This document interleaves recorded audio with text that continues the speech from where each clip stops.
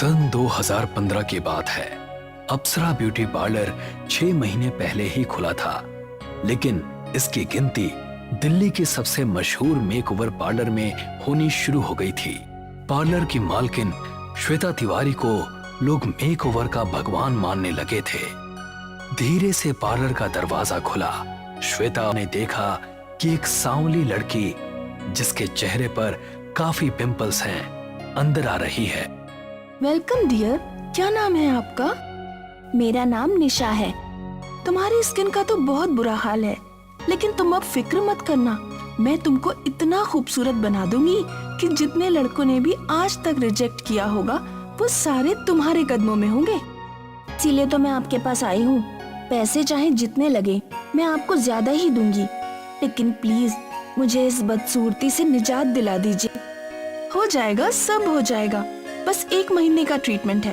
तुम कल शाम 5 बजे के बाद यहाँ आ जाना, ठीक है? हाँ ठीक है मैम। अगले दिन निशा पार्लर पहुंची। Close your eyes my dear. Nisha ने जैसे ही आंखें बंद की तो उसने निशा की आंखों पर कुकुम्बर के स्लाइस रख दिए। फिर उसने चेयर को पकड़ा, एक कमरे में ले गई। निशा, अपनी आंखें मत खोलना, वरना आंखों में जलन होने लगेगी। And don't ask any type of question. Nisha अब चुप ही रही। श्वेता ने फ्रिज खोला और उसके अंदर से एक जार निकाला। लिक्विड के अंदर एक मेकअप ब्रश डुबोया और उसके बाद उस लिक्विड को उसने निशा के फेस पर लगाना शुरू कर दिया। कुछ ही मिनटों में निशा का पूरा चेहरा खून सा लाल हो चुका था और श्वेता के चेहरे पर रहस्यमयी मुस्कान छलक आई। अभी आधे घंटे के लिए तुमको ऐसा ही रहना पड़ेगा। चाहो तो सो भी सकती हो, लेकिन आंखें बिल्कुल नहीं खोलना। Okay ma'am. श्वेता वहां से चली गई और उस कमरे में निशा बिल्कुल अकेली थी। निशा को इतनी देर आंखें बंद करने से नींद आ चुकी थी। उसने देखा कि वो एक अंधेरी जगह पर खड़ी है, जहां दूर दूर तक कोई नजर नहीं आ रहा है। तभी उसको 2 आंखें लाल लाल चमकती हुई नजर आई। कौन है वहाँ? ये सुनते ही एक बेहद भयानक लड़की उसके चेहरे के बिल्कुल करीब आ गई। निशा चीखती हुई अचानक से जाग उठी और श्वेता अंदर आ गई। क्या हुआ डियर, आप ऐसे क्यों चिल्लाई? निशा कुछ बोल नहीं रही थी। अभी ये समझने की कोशिश कर रही थी कि वो इस अजीब कमरे में कैसे आ गई। चलो, आधा घंटा हो चुका है, आओ तुम्हारा फेस वॉश करवा दूं। रीना ने निशा का फेस वॉश किया और उसने अपना चेहरा मिरर में देखा तो उसको काफी फर्क नजर आया। उसके चेहरे पर मुस्कुराहट आ गई। तुम्हारी मुस्कान बता रही है कि तुम रिजल्ट से खुश हो। हाँ मैम। ये तो पहला दिन है, अभी तुम्हें 29 डेज और आना है। बिल्कुल गैप नहीं करना। Thank you ma'am, bye. Nisha वहां से चली गई। उस दिन के बाद कई दिन गुजरे और धीरे धीरे 1 महीना निकल गया। आखिरी दिन भी श्वेता ने निशा के साथ वैसा ही किया। जब श्वेता उसको आईने के सामने ले गई तो अपना गोरा रंग और चमकता साफ सुथरा चेहरा देखकर निशा हैरान रह गई।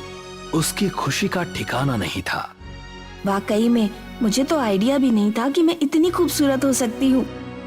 तुम्हें देखकर मुझे बहुत अच्छा लग रहा है निशा। अब एक बात सुनो, मैं ये ब्रेसलेट तुमको दे रही हूँ, इसको मेरा आशीर्वाद समझना। Sure ma'am, thank you.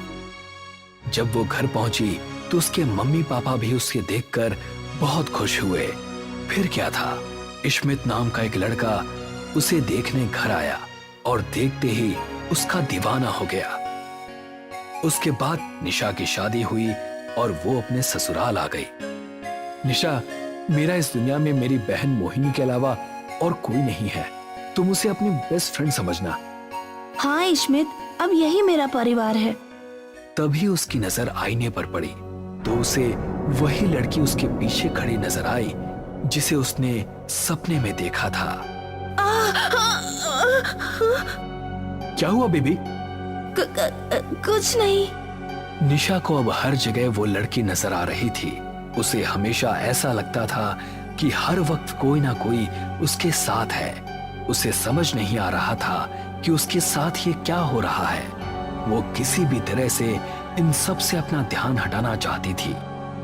भाभी, मैं सोच रही हूँ आज भैया और मेरा फेवरेट चिकन काली मिर्च बनाऊं। आप मेरी थोड़ी हेल्प कर दीजिए, आपका टाइम भी पास हो जाएगा। निशा उसके साथ किचन में गई। मोहिनी ने उसको प्याज काटने का काम दिया और खुद गैस कढ़ाई पर रख दी। निशा धीरे धीरे प्याज काट रही थी। तभी वो लड़की ठीक उसके सामने आकर खड़ी हो गई और अचानक वो निशा के शरीर में समा गई। भाभी, आर यू ओके? तभी निशा ने झटके से उसकी तरफ देखा। उसके चेहरे पर अजीब तरह का गुस्सा था और उसकी आंखें लाल लाल चमक रही थी। निशा उसके करीब पहुंची और उस पर छुरी से हमला करने लगी।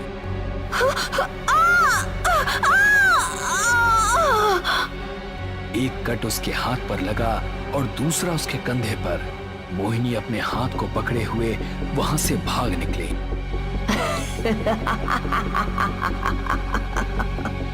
निशा छुरी पर लगे उसके खून को चाटने लगी। मोहिनी सीधा घर के बाहर आकर रुकी। उसकी कलाई और कंधे से खून निकल रहा था। उसने तभी इश्मित को कॉल लगाया। भैया, भैया, आप कहाँ हो? क्या हुआ छोटी, तुम इतनी डरी हुई क्यों हो? भैया, भाभी को पता नहीं क्या हो गया है। उन्होंने छुरी से मुझ पर हमला भी किया। क्या? आप जल्दी से आ जाइए।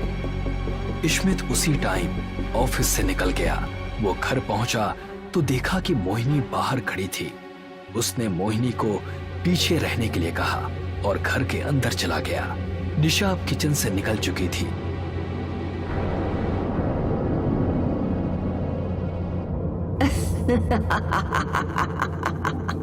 स्मिथ डार्लिंग, आओ ना यहाँ। निशा, ये क्या हो गया है तुम्हें? अभी बताती हूँ। ऐसा कहकर वो तेजी से उसकी तरफ भागी। इश्मित ने धड़ाम से दरवाजा बंद कर दिया। उसी रात ठीक 12 बजे घर के पीछे साफ मैदान में एक तांत्रिक बैठा था और निशा एक गोल घेरे के अंदर थी। कौन है तू? क्या चाहती है इस लड़की से? नहीं बताऊंगी। नहीं बताएगी? उसने एक भस्म निशा पर फूंकी। बता, कौन है तू और क्यों इस लड़की के पीछे पड़ी है? मेरा नाम मेघना है। मैं मेरे गांव की सबसे खूबसूरत लड़की थी। अभी मेरी उम्र सिर्फ 17 साल की थी, लेकिन मेरा शराबी बाप मुझे बोझ समझता था। मुझे बहुत मारता था और मेरी माँ को भी मेरी तरफ से बोलने नहीं देता था। एक दिन श्वेता मेरे घर आई। इतनी खूबसूरत बच्ची है आपकी और आप इस गांव में इसका फ्यूचर खराब कर रहे हैं। तो क्या करूं? इसे विदेश भेज दूं क्या? मैं इस लड़की को अडॉप्ट करना चाहती हूँ। अपने पार्लर में इसको रखूंगी और काम सिखाऊंगी। इसकी स्टडी करवाऊंगी। मेरे बाप ने मुझे श्वेता को सौंप दिया। श्वेता मुझे शहर लाई और अपने पार्लर में रखा। जब मैं सो जाती थी तो वो मेरे सिरहाने बैठकर जादू टोना किया करती थी। उसने अचानक मुझ पर हमला कर दिया और मेरा खून निकालकर उसको एक बड़े बर्तन में कर दिया। मेरी जान जा चुकी थी।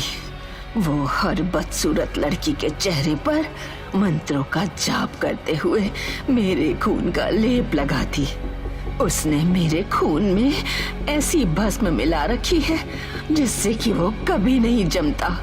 मुझे इतना ही समझ आया कि वो मेरी खूबसूरती काले जादू के जरिए बांट रही है। जिस भी लड़की ने मेरा खून इस्तेमाल किया है, मैं उसके साथ कुछ भी कर सकती हूँ। इसीलिए वो हर लड़की की कलाई पर रुद्राक्ष पहना देती है, जिससे मैं उसके करीब नहीं आ पाती। तेरे साथ बहुत गलत हुआ। मैं तुझे मुक्ति दिलाऊंगा। बता, तेरी लाश कहाँ है? नहीं बताऊंगी। इस लड़की को मरना पड़ेगा। ये सुनकर तांत्रिक ने निशा के सर पर हाथ रखा और कुछ मंत्र पढ़ने लगा। फिर उसने इश्मित से कहा, इसकी लाश पार्लर के पीछे एक पौधे के नीचे दफन है, उसे निकाल कर जला दो, इसे मुक्ति मिल जाएगी। नहीं नहीं, तू ऐसा कुछ नहीं करेगा इश्मित। यह सुनकर इश्मित तुरंत वहां से भाग निकला। वो जल्द ही पार्लर पहुंच गया। उसने वहां तुलसी का पौधा देखा। उसने उस पौधे को निकालकर दूसरी जगह रख दिया और फिर उस जमीन की फावड़े से खुदाई करने लगा। इस तरह निशा घेरे से बाहर निकलने की कोशिश कर रही थी, लेकिन नहीं निकल पा रही थी। तांत्रिक, तू मुझे कभी खत्म नहीं कर पाएगा। ऐसा कहकर मेघना की आत्मा ने निशा का शरीर छोड़ दिया और उड़ती हुई वहां से गायब हो गई। तभी निशा को भी होश आ गया।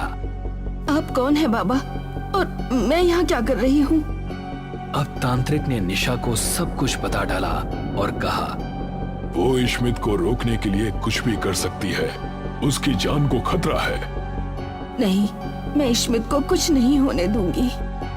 कौन है? उसने देखा कि मेघना की आत्मा भयानक अवतार में उसके सामने खड़ी है। उसने इश्मित को जमीन पर गिरा दिया और उसके सीने पर चढ़ गई। अगले ही पल निशा भी वहां पहुंच गई। उसने देखा कि मेघना की आत्मा इश्मित के सीने पर बैठी उसको चोट पहुंचा रही है। इश्मित, निशा, भाग जाओ यहाँ से। तभी मेघना ने निशा की तरफ देखा और निशा सहम सी गई, लेकिन उसने अपने डर पर काबू करते हुए लाश की तरफ कदम बढ़ाए और उस पर घासलेट छिड़का। नहीं। मेघना की आत्मा इश्मित के ऊपर से उठी और निशा की तरफ भागी। निशा ने माचिस उठाई और तिली जलाने लगी। मेघना की आत्मा हवा में उड़ती हुई तेजी से उसके पास आ रही थी। वो अभी कुछ ही कदम की दूरी पर थी कि तिली जल गई और निशा ने झट से वो तिली लाश के ऊपर फेंक दी।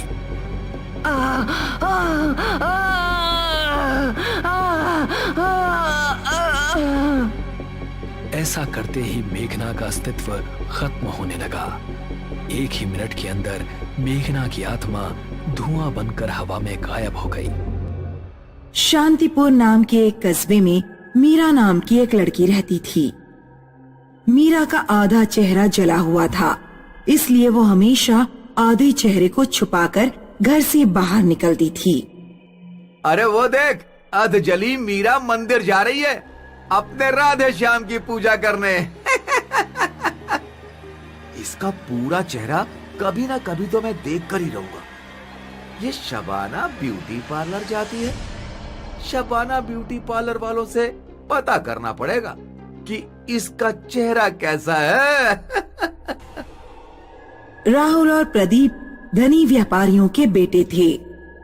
वे अक्सर मीरा को तंग किया करते। मीरा उनकी बातों पर ध्यान नहीं देती और चुपचाप अपने रास्ते चली जाती।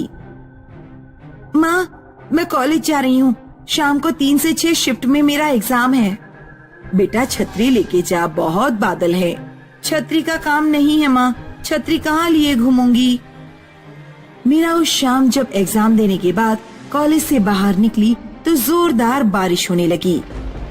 उसे कुछ घंटे एक दुकान में रुकना पड़ा।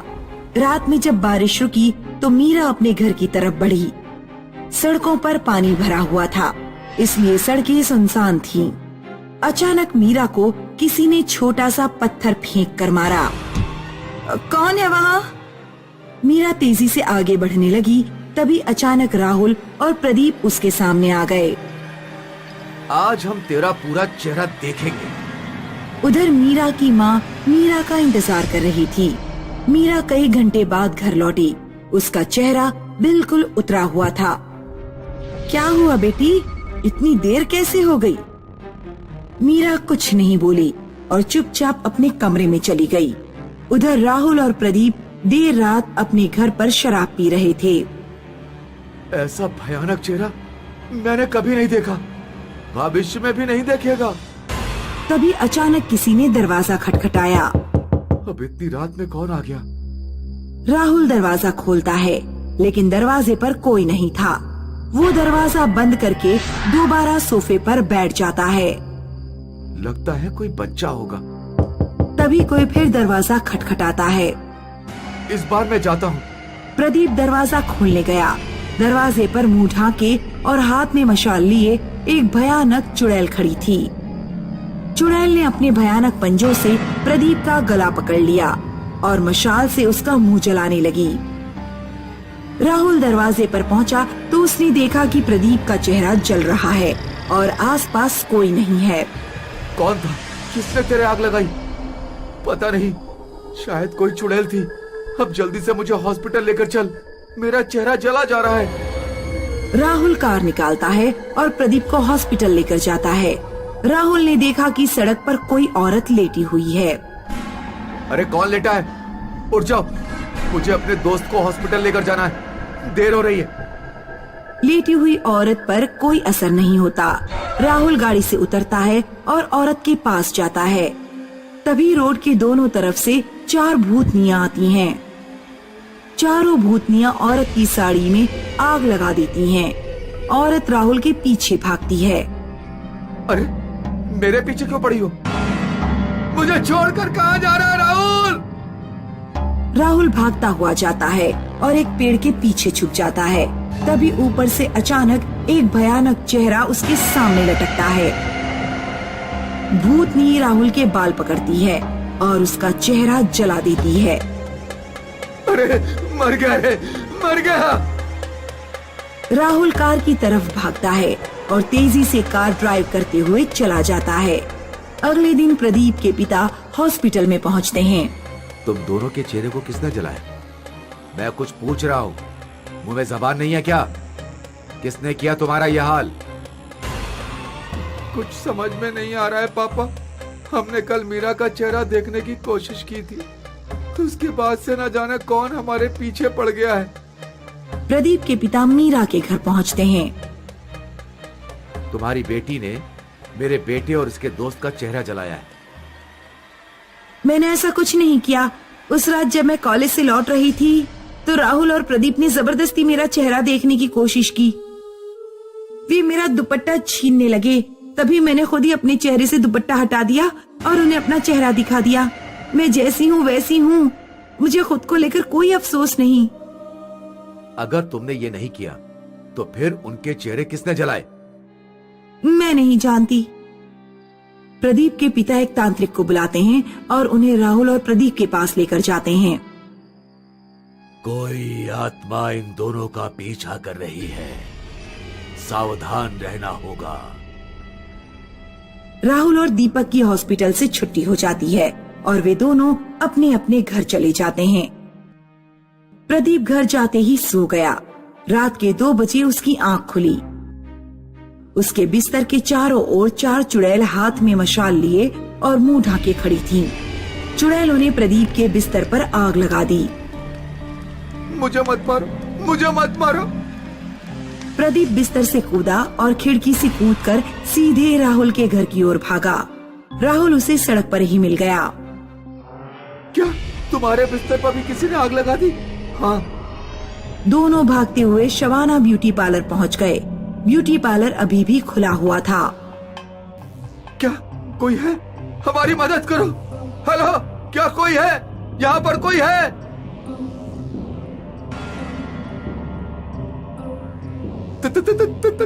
तुम कौन हो? मैं वैशाली हूँ। 50 सालों से मेरी आत्मा इस कस्बे में भटक रही है। मैं भी मीरा की तरह आधी जली हुई थी। उस समय ये कस्बा गांव था। एक दिन जब मैं रास्ते से गुजर रही थी तो तुम्हारे जैसे कुछ छिछोरों ने मेरा चेहरा जबरदस्ती देखने की कोशिश की और जब मैंने चेहरा नहीं दिखाया तो उन्होंने मुझे उठाकर कुएं में फेंक दिया।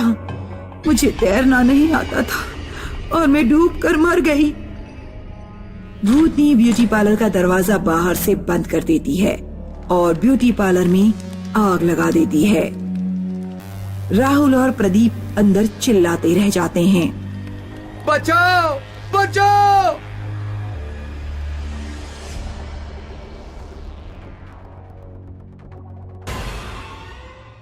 एक बार की बात है, एक गांव में बंटी नाम का किसान अपनी पत्नी पुष्पा के साथ रहता था। आ गए खेत से? आज तो आपके कपड़े बहुत गंदे लग रहे हैं। हाँ, आज खेत में बहुत काम था। अब जल्दी से खाना लगा दो, बहुत तेज नींद आ रही है। रात में जब बंटी और पुष्पा सो रहे थे तो अचानक उन्हें किसी के दरवाजा खटखटाने की आवाज सुनाई दी। बाहर कोई गाना गा रहा था। अभी जिंदा हूँ तो जी लेने दो, भरी बारिश में पी लेने दो, शराब दो, दरवाजा खोलो, शराब दो। पुष्पा, आज क्या तुमने दरवाजा खुला छोड़ दिया? लगता है गांव में फिर वही देवदास चुड़ैल आई है। जल्दी जाओ, दरवाजा बंद करके आओ। पुष्पा उठकर दरवाजा चेक करने जाती है, लेकिन दरवाजा पहले ही बंद था। पुष्पा दरवाजे पर कान लगाकर सुनती है। पड़ोसी के घर से चुड़ैल की भयानक आवाज आ रही थी। लगता है पड़ोसी ने अपना दरवाजा खुला छोड़ दिया था। चुड़ैल उन्हीं के घर में घुस गई है। मुझे तो समझ नहीं आता कि हम चुड़ैल की समस्या से कब मुक्त हो पाएंगे। सरपंच जी कुछ करते ही नहीं। तभी अचानक चुड़ैल बंटी के घर का ही दरवाजा खटखटाने लगती है। दरवाजा खोल, शराब दे। देख, तेरे पड़ोसी ने शराब नहीं दी और मेरे कहने पर नाच करके नहीं दिखाया। मैंने उसकी गर्दन काट दी। अब जल्दी आ और शराब दे। पुष्पा, अब क्या होगा? ये चुड़ैल तो हमारे घर आ गई। आप डरिए मत, मैंने एक शराब की बोतल इमरजेंसी के लिए खरीद कर रखी थी। पुष्पा दरवाजे के नीचे से शराब की बोतल खिसका देती है। तब चुड़ैल बोतल लेकर चली जाती है। सुबह बंटी के पड़ोस के घर में मातम छाया हुआ था। चुड़ैल ने मेरे बेटे और बहू को मार डाला। अब कौन मुझे न्याय दिलाएगा? वो नाशपिटी चुड़ैल मेरे बेटे बहू को खा गए। बंटी और गांव के कुछ आदमी सरपंच के पास जाते हैं। सरपंच जी, आप कुछ करते क्यों नहीं? ऐसे कब तक हम उस देवदास चुड़ैल का अत्याचार सहते रहेंगे? गांव के लोगों को अपने अपने घर शराब की बोतलें रखनी पड़ती हैं। हमारे घर में खाने के लिए नहीं है, हम शराब की बोतल कैसे खरीदें? चिंता मत करो, आज रात उस चुड़ैल को हम मार डालेंगे। सब लोग रात में 12 बजे अपनी अपनी मशालें जलाकर चौपाल पर इकट्ठा हो जाना। उस रात गांव के लोग सोए नहीं और आधी रात को मसाले लेकर चौपाल पर आ गए।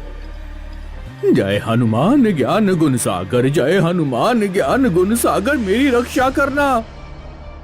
अभी तो भूतनी आई भी नहीं, अभी से तुम्हारी पतलून गीली होती जा रही है। गांव के लोग डरते डरते आकृति की तरफ बढ़ते हैं। अरे, ये तो चुड़ैल नहीं, ये तो गांव का शराबी भोला है। तभी कहीं दूर से किसी औरत के चीखने की आवाज आती है। बचाओ, बचाओ! गांव वाले जहां से आवाज आ रही थी उस दिशा में दौड़ते हैं। चुड़ैल ने 2 औरतों की गर्दन पकड़ रखी थी। नाच कर दिखाओ। हमें नाचना नहीं आता, हमें छोड़ दो, हमें छोड़ दो। नाच कर दिखाओ वरना गला घोट दूंगी। हमें क्या करना चाहिए? क्या पूरे घर को आग लगा दें? नहीं, घर के अंदर 2 औरतें भी हैं। अगर हमने पूरे घर को आग लगाई तो वो दोनों भी मारी जाएंगी। ऐसा करते हैं, पहले हम उस चुड़ैल को डराते हैं। सुनो चुड़ैल, यहाँ से चली जाओ, वरना हम घर में आग लगा देंगे और तुम जलकर राख हो जाओगी।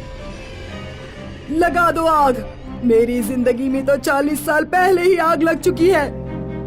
ऐसा कहकर चुड़ैल उन औरतों को छोड़कर गायब हो जाती है। काका, 40 साल पहले इस गांव में जो घटनाएं हुई हैं, हमें उनके बारे में पता करना चाहिए। शायद उस चुड़ैल के बारे में कुछ पता लग जाए। हमारे गांव में कोई इतना बुजुर्ग आदमी नहीं है जो 40 साल पहले हुई घटनाओं की जानकारी दे सके। काका, पड़ोस के गांव में एक 100 साल से ऊपर का आदमी रहता है, शायद वो कुछ जानता हो।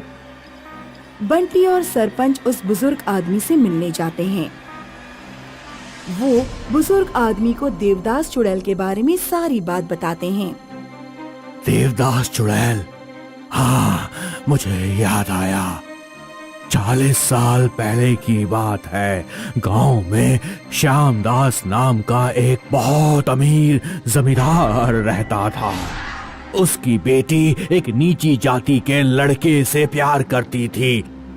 जब जमींदार को ये बात पता लगी तो उस जमींदार ने लड़के को मरवा दिया, क्योंकि अगर जमींदार की लड़की नीची जाति के लड़के से शादी कर लेती तो जमींदार की नाक कट जाती।